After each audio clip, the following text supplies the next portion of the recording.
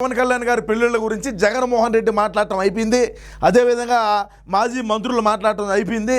మా పార్టీలో ఉండేటువంటి ఎమ్మెల్యేలు, ఎమ్మెల్సీలు, మంత్రులు, ఎంపీలు అందరూ మాట్లాడటం సరిపోయింది. ఎందుకంటే పవన్ కళ్యాణ్ గారు ఏ విధంగా కూటమి పెట్టినారో, ఆయన తీసుకున్నటువంటి అసెంబ్లీ స్థానాలు అన్నీ గెలిచినాడు, 2 పార్లమెంట్ గెలిచినాడు, ఆయన భారీ మెజార్టీతో గెలిచినాడు. అన్నీ ఒక ఎత్తు అయితే ఇప్పుడు కొత్తగా పేపర్లు, సాక్షి పేపర్లో రాతలు కూడా అయిపోయినాయి. ఇప్పుడు సాక్షి మీడియా వచ్చింది. ఇప్పుడు సాక్షి మీడియాలో ఇదో చూడండి ఏం మాట్లాడినారో. నేను ఆ వీడియో ప్లే చేయలేకపోతున్నా, వాళ్ళు మాట్లాడినటువంటి మాటలు ఏందనేది. పవన్ కళ్యాణ్ 3వ భార్య ఆస్తి వివరాలు ఎందుకు మీకు, మనకెందుకు, మనకేం అవసరము, ఎంత లంగా మాటలు ఇప్పుడు ఆయన బ్రహ్మాండంగా భారీ మెజార్టీతో గెలిచినాడు. నేను మొదటి చెప్తాను కూడా పవన్ కళ్యాణ్ జోలికి, జన సైనికుల జోలికి వెళ్ళొద్దు, మనకు అవసరం లేదు, తొక్కి చంపుతారు పవన్ కళ్యాణ్ గారి ఫ్యాన్సు అని చెప్పి నేను చెప్పినా. విన్నారా? ఏమిన్నారు మీరు? పవన్ కళ్యాణ్ గారే చెప్పిన అధపాతాలని దొక్కుతానన్నాడు. 11 స్థానాలకు తెచ్చినారు. ప్రధాన ప్రతిపక్షం కూడా లేకుండా పోయింది మనకు. అయినా కూడా వీళ్ళు మారతారా? ఆస్తుల వివరాలు కావాలంట. పవన్ కళ్యాణ్ 3వ భార్య ఆస్తి వివరాలు అని చెప్పి అయితే వీళ్ళు చెప్పడం అయితే జరిగింది.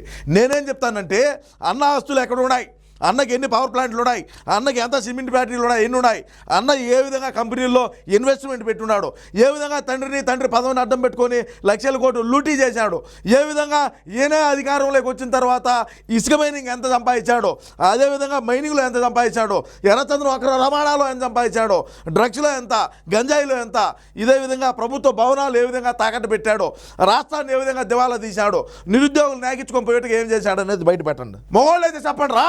ఎందుకు అంటే మీకేం అవసరం ఉండి ఈ యొక్క వార్తను రాశారు? ఈ వీడియో టెలికాస్ట్ చేయాల్సినటువంటి అవసరం ఏంది? ఆమె ఒక ఎన్ఆర్ఐ, మన దేశం ఆవిడ కూడా కాదు, ఆమె బయట దేశాల్లో ఉన్న వాళ్ళకి ఎన్నో ఆస్తులు ఉంటాయి, వాళ్ళ తల్లిదండ్రులు సంపాదించింది ఆమెకేమి ఇచ్చుండ్రా? మీకేం అవసరం ఇప్పుడు ఆమె ఆస్తి వివరాలతో మనకి ఎందుకు అంటా నేను. పవన్ కళ్యాణ్ గారి ఆస్తుల వివరాలు మాట్లాడండి, ఇబ్బందిలే. ఆయనకు ఒక సినిమా తీస్తే ఒక రోజుకి ఎన్ని కోట్లు ఇచ్చారో చెప్పండి, ఆయన సినిమా అంతా తీసుకుంటే ఎన్ని కోట్ల డబ్బులు వచ్చాయో చెప్పండి, ఇబ్బందిలే. పవన్ కళ్యాణ్ గారు 3వ భార్య ఆస్తి వివరాలు ఎంతో తెలుసా అంటే మీకెందుకు, మనకేం అవసరమో? మన అన్న సంపాదించింది చెప్పరా? జగన్మోహన్ రెడ్డి అన్న సంపాదించిన డబ్బులు ఇన్ని కోట్ల రూపాయలు డబ్బు సంపాదించినాడు అని చెప్పే దమ్ము ధైర్యం కూడా దేవుడికన్నా. ఎన్నికల ముందంతా పవన్ కళ్యాణ్ గారి పెళ్ళిళ్ళ గురించి ఆయన అక్కడ పెళ్లి చేసుకున్నాడు, ఇక్కడ పెళ్లి చేసుకున్నాడు, వాళ్ళు వదిలినాడు, వీళ్ళు వదిలినాడు.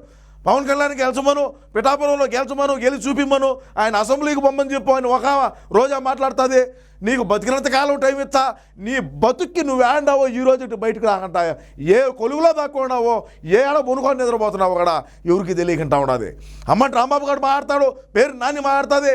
మన పార్టీలో ఉండే వాళ్ళు ఎంత డ్యామేజ్ జరిగిందిరా మీరు మాట్లాడిన మాటలకు. పెట్టినారు గోటం, చెక్కినారు. పిఠాపురం గెలిచబడు ఎమ్మెల్యేగా అన్నారు, గెలిచినాడు, అన్నీ అయిపోయినాయి. ఇప్పుడు జగన్మోహన్ రెడ్డికి తెలివి వచ్చింది, మా నాన్నకో నాకు తెలివి వచ్చింది, మంత్రులకి తెలివి వచ్చింది, ఎమ్మెల్యేలకు తెలివి వచ్చింది, ఎంపీలకు తెలివి వచ్చింది. వీడికి రాగా వీడి దాకా పోలా. సాక్షి పేపర్లో కూడా రాయటం సాలిశారు. డిజిటల్లో ఇది సాక్షి టీవీ ఛానల్లో ఇది వేసి ఈ థంబ్నెయిల్ మాత్రమే, లోపల వీడియో ఉండదు. నేను ఆ వీడియోని కూడా చూపిలా. ఎన్ని కోట్లు, 1800 కోట్లు అంట, అదండి ఏందో రకరకాలుగా మాట్లాడతారు. మీ అమూల్యమైనటువంటి అభిప్రాయాన్ని తప్పకుండా కామెంట్లో తెలియజేయండి. నేను ఏమైనప్పటికీ నిజాలు నికార్సిగా మాట్లాడేటువంటి వ్యక్తిని, అది మీకు కూడా తెలుసు. మీ అభిప్రాయాన్ని కూడా కామెంట్లో తెలియజేయండి. అదేవిధంగా చూసుకుంటే పవన్ కళ్యాణ్ గారిని ఏ విధంగా ఇబ్బందులు పెట్టినారు, ఏ విధంగా ఇది చేసినారు, ఎన్ని మాటలు మాట్లాడినారు, అనరాని మాటలన్నీ పవన్ కళ్యాణ్ గారిని, ఆయన కుటుంబ సభ్యుల్ని భయంకరంగా మాట్లాడినటువంటి మా వైసీపీ పార్టీ వాళ్ళందరి తరఫున కూడా నేను క్షమాపణ తెలియజేస్తున్నా.